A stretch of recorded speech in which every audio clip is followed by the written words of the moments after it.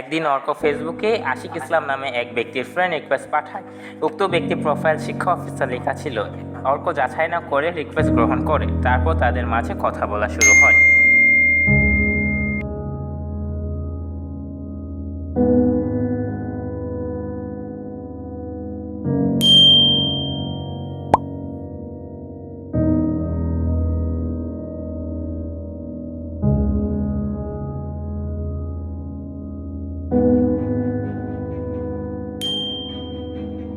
আসসালামু আলাইকুম, আমার নাম আশিক ইসলাম। আমি বাংলাদেশের উপজেলার শিক্ষা অফিসার হিসেবে কর্মরত আছি। সরকার থেকে একটি বিশেষ বৃত্তি দেওয়া হচ্ছে। আমি তার যাচাই বাছাই করার জন্য শিক্ষার্থীদের সাথে যোগাযোগ করছি।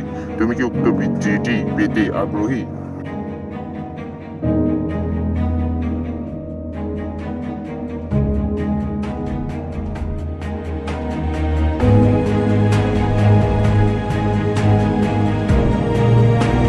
জি অবশ্যই, একটি বৃত্তি পেলে আমার অনেক সুবিধা হবে, কিন্তু স্কুল থেকে তো এমন কোনো বৃত্তির নোটিশ দেয়নি। আসলে বৃত্তিটি একটি বিশেষ বৃত্তি। আমার মতো শিক্ষা অফিসারদের কাছে বৃত্তি দেওয়ার দায়িত্ব দেওয়া হয়েছে, তাই স্কুল কর্তৃপক্ষ অবগত নয়। আমরা যাচাই বাছাই করে নাম প্রেরণ করি।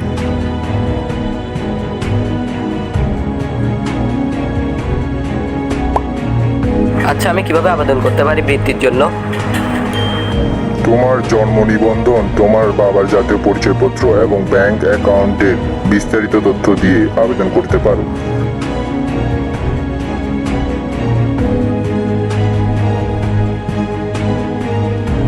আচ্ছা, এই মুহূর্তে তো আমার কাছে সকল তথ্য, আমি একটু সময় পেতে পারি? অবশ্যই এই বৃত্তির জন্য অনেক শিক্ষার্থী রয়েছে, তাই এই বিষয়টি যতটা সম্ভব গোপন করে রাখলে তোমার বৃত্তি পাওয়ার সম্ভাবনা বেড়ে যাবে। ঠিক আছে, আমি বিকালে আপনাকে সকল তথ্য পাঠাবো। অর্ক তার সবচেয়ে ভালো 3 বন্ধুর কাছে এই কথাটি বলতে চলে যায়। অর্কর 3 বন্ধু কথা বলছিল। সে সময় অর্ক এসে তাদের বিটি ঘটনাটি বলে। সে এটাও বলে যে তার এই বিটি এই ঘটনাটি কাউকে যেন না বলে, তাদের আবেদন সে করে দেবে। লোকটা আসলে সন্দেহ করা শুরু করে। এটি তো হওয়ার কথা না। আমার এসব শুনে সন্দেহ হচ্ছে। অর্ক, তুমি কি শিক্ষা বোর্ডের ওয়েবসাইট থেকে ওই অফিসারের সকল তথ্য যাচাই করেছো? না, কিন্তু উক্ত ব্যক্তি প্রোফাইলে শিক্ষা প্রফেসর লেখা ছিল। আমার মনে হচ্ছে তোমার সাথে প্রতারণা করা হচ্ছে। তোমার আরো ভালো করে যাচাই করা উচিত। এভাবে প্রতারণা করা যায়? তাহলে তো আমার আর আমার বাবার তথ্য ঝুঁকিতে রয়েছে। চলো আমরা একটা কাজ করি। আমার এক পরিচিত আঙ্কেল আছে, সাইবার সিকিউরিটি অ্যান্ড ক্রাইম বিভাগে তিনি কর্মরত আছেন। আমাদের উচিত তাদের কাছে যাওয়া। আমাদের উচিত অর্কর বাবাকে সব কিছু জানানো। তারপর তার একটি ছোটখাটো অভিযান শুরু করে। প্রথমে তারা যায় অর্কর বাবার কাছে। আসসালামু আলাইকুম আঙ্কেল, অর্ক একটি প্রতারকের ফাঁদে পা দিতে চলেছে। আপনার কিছু সাহায্যের প্রয়োজন। কি বলো? আমাকে ঘটনা সব খুলে বলো। অর্ক তার বাবাকে সবকিছু খুলে বলল। তুমি যদি সত্যি সকল তথ্য দিয়ে দিতে, তাহলে আমাদের অ্যাকাউন্ট থেকে টাকা এবং তথ্য চুরি করে নিত। আমরা বিপদে পড়তাম। তোমার ভাগ্য ভালো, এত বুদ্ধিমান বন্ধু রয়েছে। আপনি আমাদের সাথে থানায় চলুন, আমরা সেই প্রতারককে ধরিয়ে দেব। অবশ্যই, এখনই চলো। হ্যারি আঙ্কেল, এটা হচ্ছে অর্ক। আজ সকালে তার সাথে প্রতারণা করার চেষ্টা হয়েছে। আমাকে খুলে বলো। এরপর অর্ক পুলিশকে সবকিছু খুলে বলল। এটা খুবই কমন একটা বিষয়। আমাদের সাইবার সিকিউরিটি তাদেরকে ধরার চেষ্টা করছে। তারা বিভিন্ন নাম ব্যবহার করে সাইবার অপরাধ করে যায়। আপনি আমাকে অনেক বড় বিপদ থেকে বাঁচান। একটা কাজ করো, তুমি তার সাথে স্বাভাবিকভাবে কথা চালিয়ে যাও।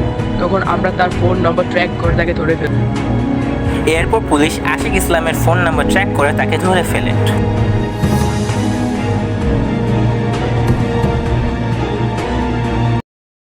প্রতি বছর কয়েক মিলিয়ন জালিয়াতি এবং কম্পিউটার অপব্যবহারের ঘটনা পুলিশকে রিপোর্ট করা হয়। এটা আশ্চর্যজনক, কিন্তু তার চেয়েও বেশি আশ্চর্যজনক যে অনলাইন আচরণে কয়েকটি ছোট পরিবর্তন করে এই অপরাধগুলির অনেকগুলি প্রতিরোধ করা যেত।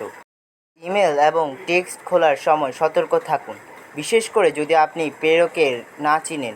যদি একটি ইমেল বা পাঠ্য অপ্রত্যাশিত হয় বা অস্বাভাবিক বলে মনে হয়, এমনকি এটা আপনার পরিচিত কারো কাছ থেকে হলেও, এটিকে উপেক্ষা করুন এবং প্রেরকের সাথে সরাসরি যোগাযোগ করুন যে তারা এটি পাঠিয়েছে কিনা। আপনার ব্যাংক, পুলিশ এবং স্বনামধন্য কোম্পানিগুলি কখনোই ইমেল, ফোন বা টেক্সটের মাধ্যমে সংবেদনশীল বা আর্থিক বিবরণ চাইবে না।